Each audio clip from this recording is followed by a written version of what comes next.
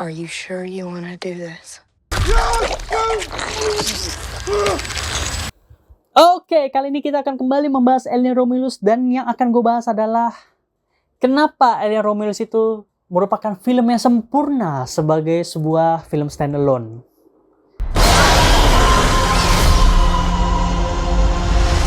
Jadi kita pernah kan menonton film, dan dia di film itu, di plot ya, mereka menjelaskan hal-hal yang terjadi di masa lalu. Dan kita bisa kehook sama adegan itu, dan kita punya empati dan rasa penasaran tentang adegan tersebut, tapi kita tidak kehilangan esensinya dari penjelasan atau eksposisinya. Cenderung kita malah mengerti dan melanjutkan filmnya dengan acuan eksposisi tadi yang berhubungan dengan masa lalu. Alien Romulus ini berhasil menyajikan itu, yaitu dengan hanya menggunakan eksposisi saja, kita jadi tertarik. Dan kita kayak sedikit banyak paham kira-kira apa yang terjadi di film sebelumnya. That's why gue bilang bagus sebagai film standalone, karena gak banyak di Indonesia terutama yang ngikutin franchise Alien, terutama di tahun 1979. Gue yakin nontonnya rata-rata dari Alien Resurrection di Trans TV ya. Anda tidak bisa bohong karena saya juga nonton. Terus lanjut mungkin di Prometheus, itu pun banyak adegannya si sensor. Terus Alien Covenant gak pernah tayang setahu gue, kalau nggak salah pernah tayang sekali doang itu. Sisanya yang paling sering tayang yaitu Alien vs Predator. Jadi otaknya yaitu Brain Rot tuh. Lanjut. Maka dari itu banyak kan nonton film Alien Romulus ini berdasarkan review atau FOMO aja rata-rata ya. Kayak, wah ada tontonan apa nih minggu ini? Wah Alien Romulus ada di IMAX, nonton penasaran. Katanya horor, nonton aduh gue nggak gitu film Alien, tapi katanya ini standalone, nonton ya pas nonton beneran, nggak bohong. Jadi beneran yang mereka rasakan itu adalah nonton film baru yang mereka nggak perlu ngikutin film sebelumnya, tapi mereka paham tentang apa yang akan terjadi. Karena gini, gue bakal menjelaskan mulai dari sini, yaitu dari eksposisi. Eksposisi di film ini sangat-sangat sempurna, bisa dibilang. Karena beberapa eksposisi di film-film lain itu cenderung males dan nggak bermoral, bisa dibilang, sebagai film. Karena berharapnya dengan mereka ngomong panjang kali lebar, kita jadi paham, kita jadi punya rasa empati dan penasaran. Tapi padahal enggak.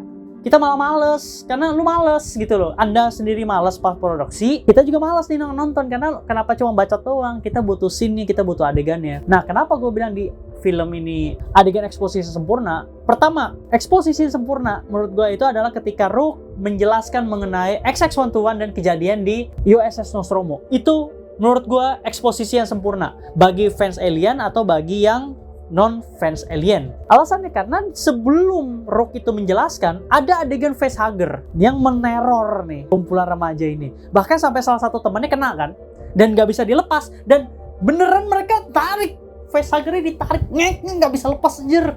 Terus malah nambahnya Cake dan Andy-nya. Di situ kan di callback lagi di mana Andy bisa menjelaskan, yaitu karena menggunakan chip dari Rook, yaitu chip akses untuk masuk ke laboratorium. Jadinya eksposisi atau kata-kata yang Andy keluarkan menjadi make sense. Walaupun kita tahu di awal film kalau Andy itu adalah android biasa yang bahkan nggak tahu apa-apa dan cenderung, I'm not gonna say, cuman ya gue terpaksa ngomong ya, cenderung bodoh dan biasa aja. Tapi ketika diganti chipnya dan ada callback scene-nya, ada tujuannya, dan ada payoff-nya, itu jadi bagus. Kan bermula dari mereka ingin mencari tenaga, mencari baterai ya bisa dibilang untuk cryo sleep, untuk yang tabung tidur panjang itu. Tiba-tiba malah mengubah suhu ruangan di laboratorium kan, mengakibatkan pintunya terkunci. Sedangkan Andy itu belum punya akses untuk sana. Dan di adegan sebelumnya pun kan juga mereka ketemu android yang badannya setengah. Nah, pertama gue juga mikirnya android yang badannya setengah ini kayak nggak bakal berguna nih. Ternyata berguna banget anjing sampai akhir film. Dia bahkan yang menjadi kunci villainnya, villain dari sisi company kan. Gue juga nggak ngeh. Jadi memang film ini dirancang sebagai game bisa dibilang. Karena kalau kalian teliti itu punya objektif masing-masing. Mulai dari kabur dari planet Jackson 8, lalu berlanjut misinya ke pencarian pod cryo sleep.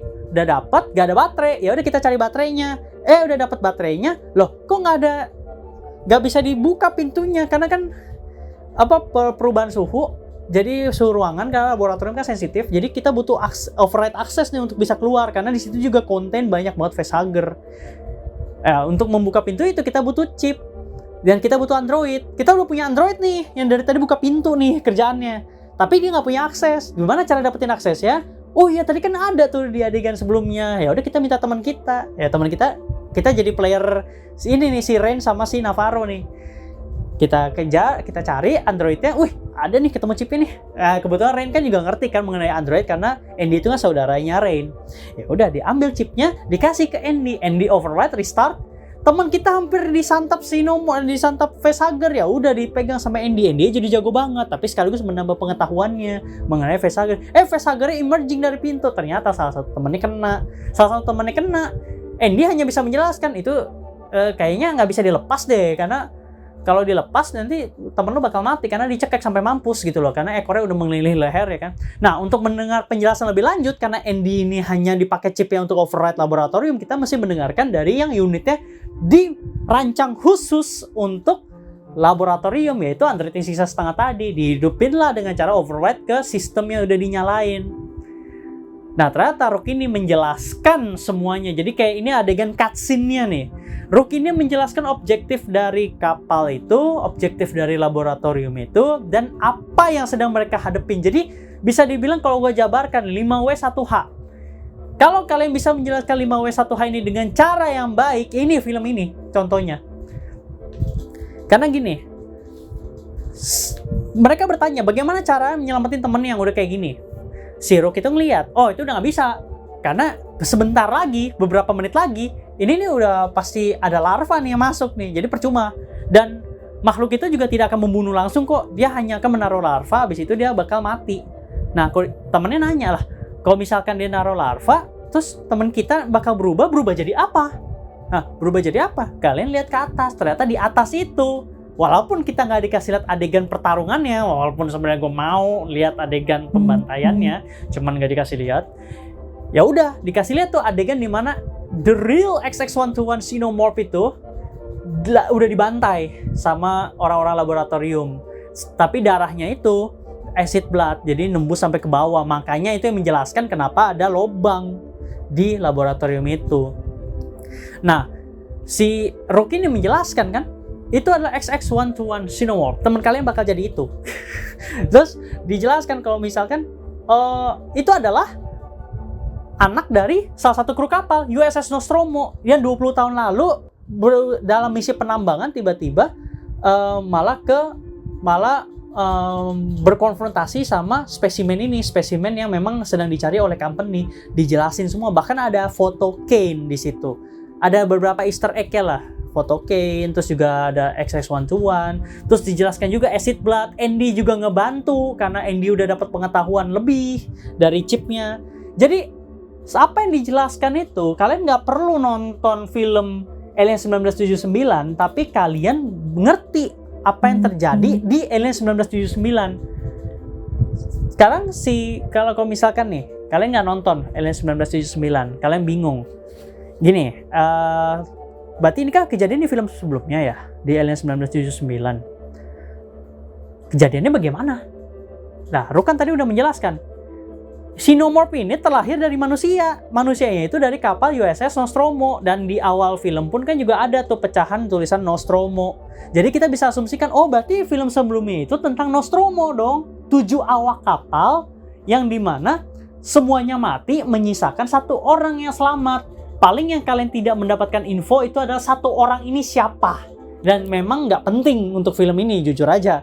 Untuk kejelasan Ellen Ripley nggak penting di film ini. Tapi kalian udah bisa mendapatkan gambarannya kalau misalkan, film sebelumnya itu menjelaskan tentang bagaimana 7 awak kapal ini menghindari 6, karena 1 udah jadi alien, 6 awak kapal melawan 1 alien yang mengakibatkan pesawatnya hancur, semua krunya mati, menyisakan 1. Ternyata aliennya masih hidup.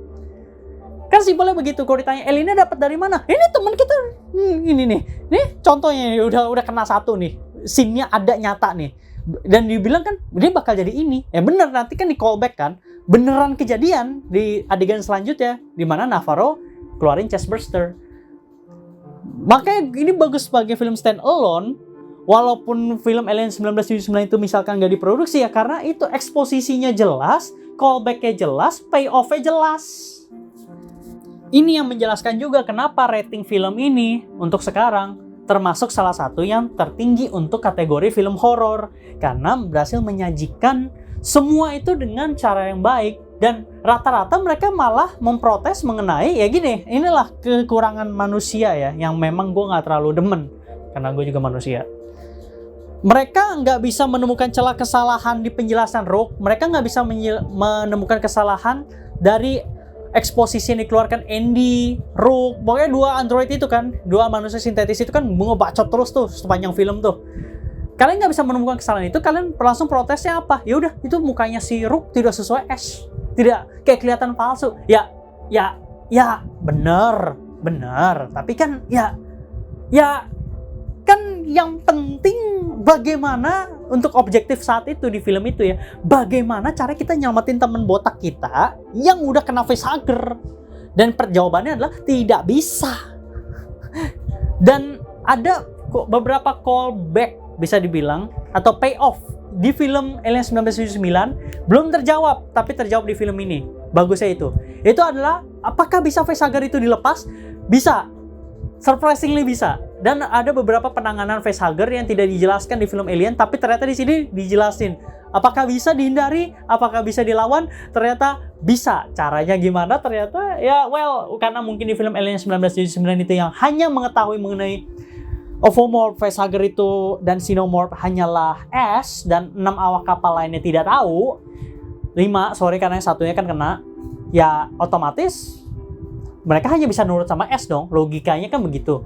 Tapi kalau di sini mereka remaja-remaja ini bukan remaja-remaja bodoh. Nah, nanti gue bakal menjelaskan juga nih tentang cast-castnya dan penokohan di film ini. Tapi untuk sekarang yang bakal gue bahas dulu, bagaimana cara facehugger ini dilepas. Ternyata bisa cuy. Itu dengan cara apa? Dinginin aja ekornya.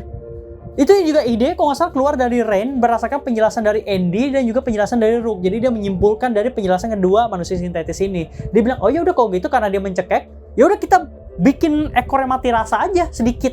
Siapa tahu ya walaupun resiko teman kita juga bakal mati, cuman patut dicoba gak sih? Ternyata bisa. Dan memang kejadian itu kan beberapa menit setelah si Navarro itu kena facehugger, yang otomatis facehuggernya makin melemah karena state facehugger itu dia kuat di awal dan dia bakal semakin melemah. Nanti pada saat dia lepas dia akan mati nggak berapa lama. Jadi mirip seperti lebah ketika dia sudah mengeluarkan sengatnya. Dia dalam kurun waktu yang beberapa menit atau beberapa jam dia bakal mati. Facehugger itu mirip seperti itu. Makanya ketika dipakai alat pendingin atau alat apa itu, ekornya didinginin, otomatis dia udah melemah karena kejadian udah beberapa menit dan larvanya memang udah dimasukin ke dalam tubuh Navarro. Nah, kebetulan pas dilepas, ditarik, bisa. Kan di adegan sebelumnya nggak bisa tuh. Karena alasannya begitu, udah dijelaskan kok di film Alien 1979 udah ada. Alasan kenapa facehugger nggak boleh dilepas. Dia bakal mencekek satu, kedua memang kenceng banget, jari-jarinya ini benar kenceng. Itu juga kalian bisa lihat di film Alien Covenant. Itu adegan ketika si Hope namanya ya, itu kena facehugger, itu memang nggak bisa ditarik bos. Ya terpaksa pakai pisau tapi kena acid blood. Simpelnya kan begitu. Nah di film ini diperjelas lagi, mereka literally karena remaja ya, wajar sih gue ditarik. Gue liat ya, ini aktornya gimana cara syutingnya ditarik-tarik gitu kan gak bisa lepas. Cuman itu adegan yang kalau bagi fans lain itu adegan yang sedikit kocak walaupun tapi tragis sih, kocak yang tragis. Cuman kayak oke lah, kita akhirnya mendapatkan jawaban kenapa facehugger itu tidak untuk dilepas, main lepas ya, karena nggak bisa sembarangan. Oke, mungkin segitu dulu untuk video kali ini. Pokoknya kalau misalkan film ini masih tayang di daerah kalian, masih ongoing, walaupun kalian udah dengar spoilernya, udah nonton spoilernya di internet, kalian lebih baik nonton, terutama di IMAX. Gue ngesel gak nonton di IMAX, jujur aja. Gue nontonnya di teater biasa, dan memang feel-nya kurang nendang, sedikit kurang nendang aja. Tapi kalau kalian nonton di IMAX, banyak yang ngomong kok nonton di IMAX itu lebih memuaskan. So yaudah, kalian lebih baik nonton di IMAX. Dan memang film ini bagus, banyak yang bilang bagus. Orang Indonesia pun bahkan banyak yang bilang bagus. Berarti tandanya ini film bagus. Bahkan ya waktu itu gue udah singgung juga beberapa reviewer film yang elit itu, dan mereka memang beneran elit ya, gue bukan ngatain nih ya, gue bukan nyindir, tapi memang mereka kalau review itu elit dengan cara yang elit juga, yang berarti harusnya itu bagus, bukan sebagai sindiran. Gue bingung kenapa orang Indonesia itu gampang banget tersinggung ya. Reviewer Indonesia yang elit itu Mereka juga mengatakan film ini layak ditonton. Bagus dan layak ditonton walaupun banyak banget kekurangannya dari sisi produksi, dari sisi film, dari sisi penokohan, dan juga dari sisi special effect. Tetap ada kekurangannya, tapi mereka bilang bagus dan layak ditonton. Bahkan mereka menyarankan di IMAX. Lu kalau yang elit dan yang punya pengetahuan tentang film lebih udah mengatakan seperti itu, lu harus ikutin cuy, ibaratnya. Karena kenapa? Kalau gue nonton memang karena gue fans Alien, bukan karena mereka. Gue nonton review mereka setelah gue nonton, gue bilang, oh ini bagus banget. Bah, bagi mereka juga bagus gitu. Ibaratnya gini, kalau kalian pengen sukses, kalian harus dengar perkataan orang kaya dan orang cerdas. Kalau bisa, dan wajib sih sebenarnya, yang lebih kaya dan lebih cerdas dari kalian. Sama, gue mendengarkan review mereka, setelah gue nonton filmnya itu lain. Tapi kalau kalian pengen nonton reviewnya dulu yang non spoiler mereka ada, silakan ditonton dulu dan tetap kok bagus, tetap bagus. Indonesia, luar negeri semua pada ngomong film ini bagus. Oke, layak ditonton. Kalau begitu, see you guys on the next video.